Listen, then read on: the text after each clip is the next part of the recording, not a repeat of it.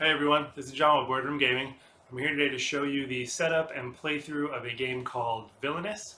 If you haven't heard of this game, it's for 2 to 6 players. Takes roughly 45 minutes to an hour to play through. You're playing as one of 6 different Disney villains trying to meet a certain objective, and that objective is different based on the villain you're choosing. We'll get more into detail about the villains and all that as we get into the setup. So for now, we'll do the unboxing. I'll show you how to set up the game and play it, and then I'll do a quick recap at the end. Alright, here's a quick run through of all the components you'll get. We'll start with the villain boards. There's one for each villain.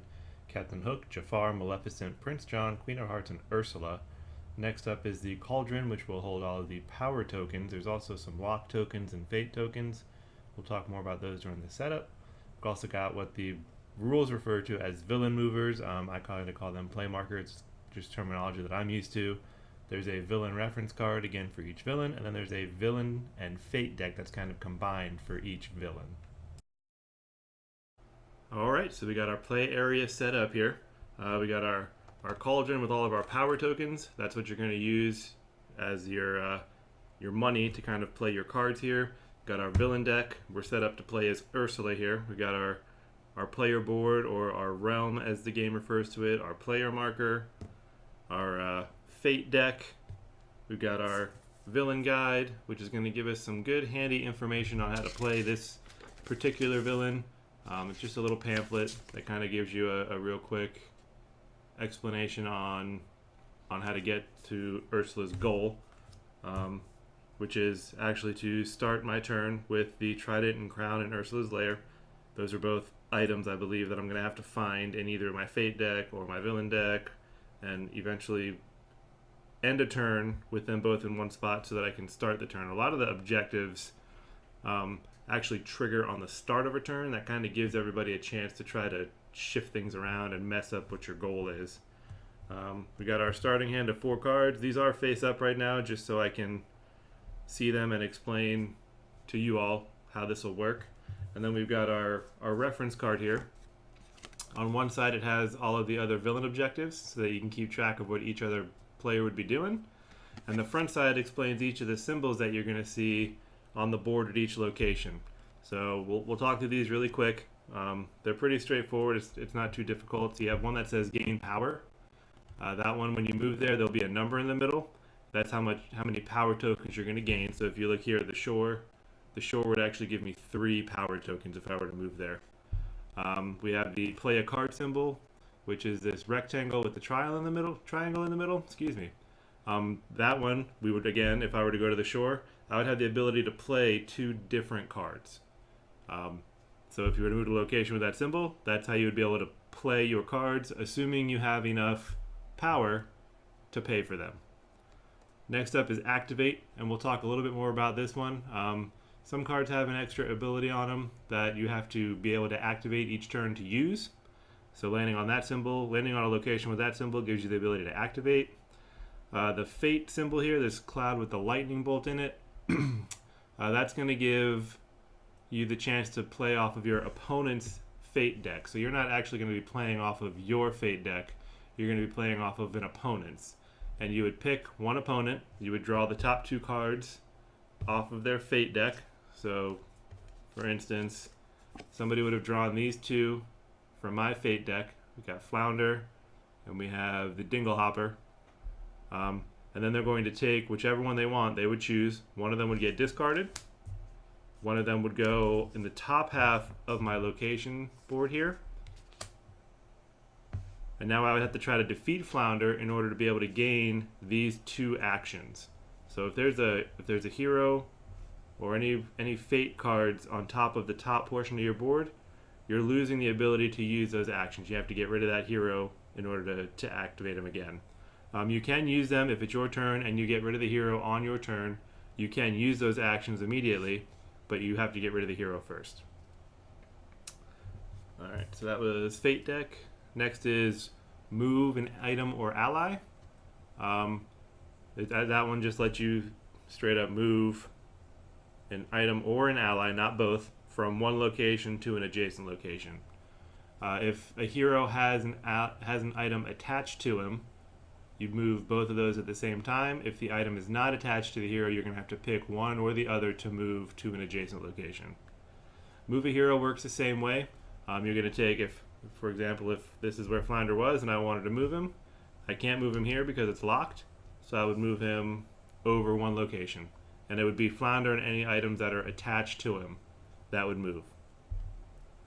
Vanquish, so if I had some allies down here in the bottom portion of my board, and they lined up on the same space as a hero, I would move to a location that has this Vanquish symbol, and I would effectively defeat that hero as long as my strength, and I'll show you what the strength of a hero or of an ally and a hero are in here in a minute.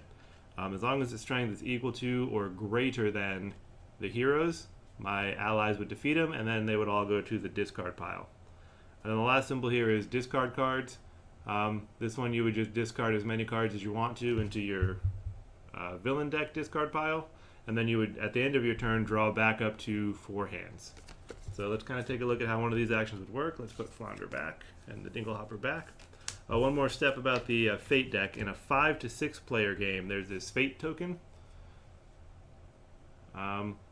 If you're in a 5 to 6 player game and somebody activates the Fate icon against you, you would not only get the card that they play, but you would get this Fate token, and that would just keep you from being targeted again right after.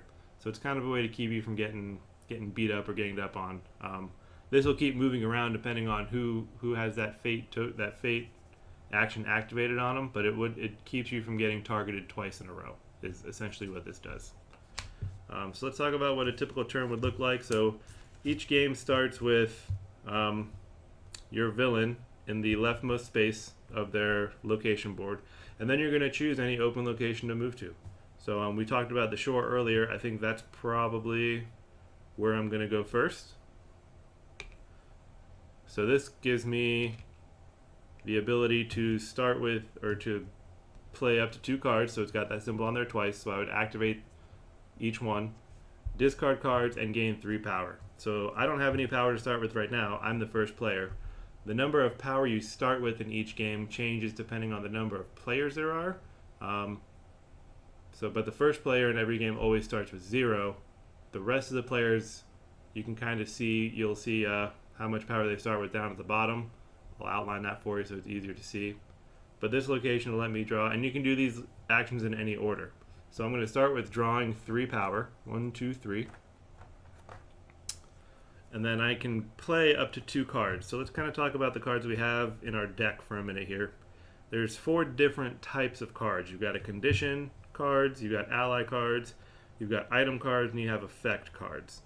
So let's look at conditions first, because they're the only ones that are really different. Condition cards you don't play on your turn. You're going to play these cards if you meet the action down in the bottom here. You're actually going to play that on somebody else's turn, and that effect would take place immediately. So this card, for instance, says if another player has 6 or more power, you would play this card, and you would reveal and play 1 card from that player's Fate deck. So you would wait until you got to a player you wanted to use this on. You'd play it. If they met the guidelines down there, having 6 or more power, you would pick a card out of their Fate deck and play it on their board. The rest of these have to be played on your turn, and they only affect your realm or your player board here. So there's allies, and allies are your helpful henchmen. You can see the cost up here is 2. Where is it at? Right there.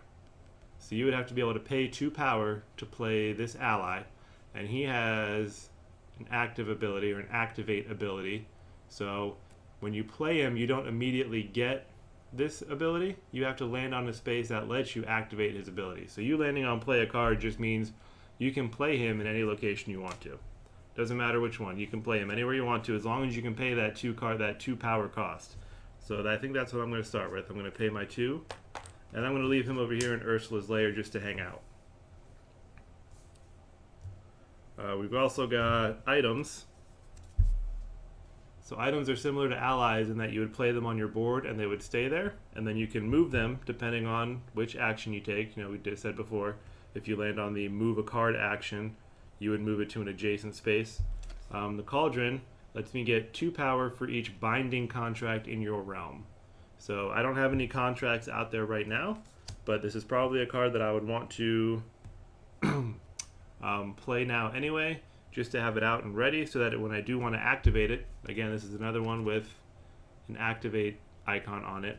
When I do activate it, it's already out there, and all I need to do is be able to play those contracts to gain its benefit.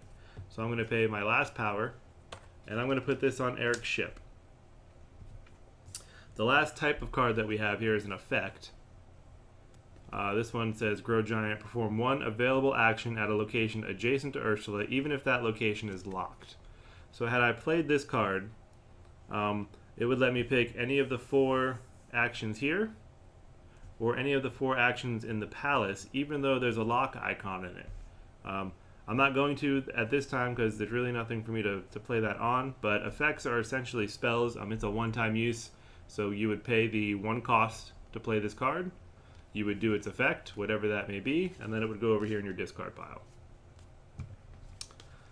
So I've done my 3 power, I've gotten my 3 power, and I've spent it to play 2 cards.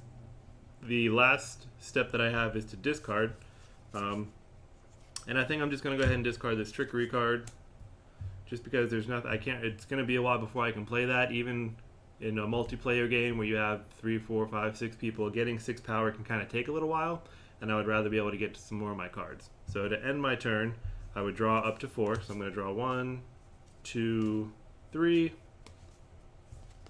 That gets me back up to the 4 card hand limit, and then that would be the end of my turn. You're going to keep going back and forth until somebody meets their objective. So again, this one I would have to have the trident and the crown and Ursula's lair. Each villain has something different they're trying to go for.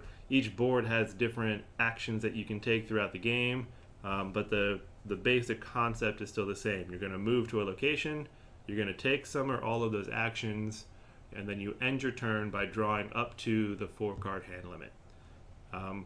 Once one of the villains gets to their objective, that's the end of the game, and that player wins. Let's jump back over and do a quick recap of the game and some pros and cons, and then we'll see where we're at from there. Thanks. So that's Disney's Villainous. Overall, a little disappointed with how this one turned out. Some of the components just seemed really cheap. You know, that cauldron, that's just a really thin, cheap piece of plastic.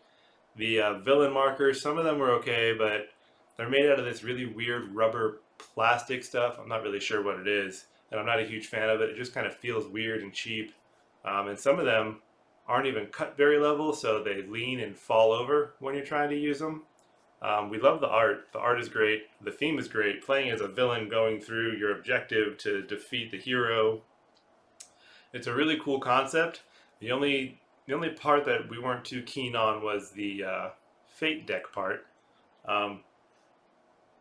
It's kind of, and I know that that's where the player interaction comes from, and that's where you need to be able to keep track of what each person is doing. But with everything going on your board and trying to focus on what you're doing, keeping track of what that other person is doing, especially when you're looking at it at weird angles, isn't the easiest thing to do. And we spent more time kind of talking through what each of our cards does, how they worked, what our objective was, just so we could figure out which fate card made sense.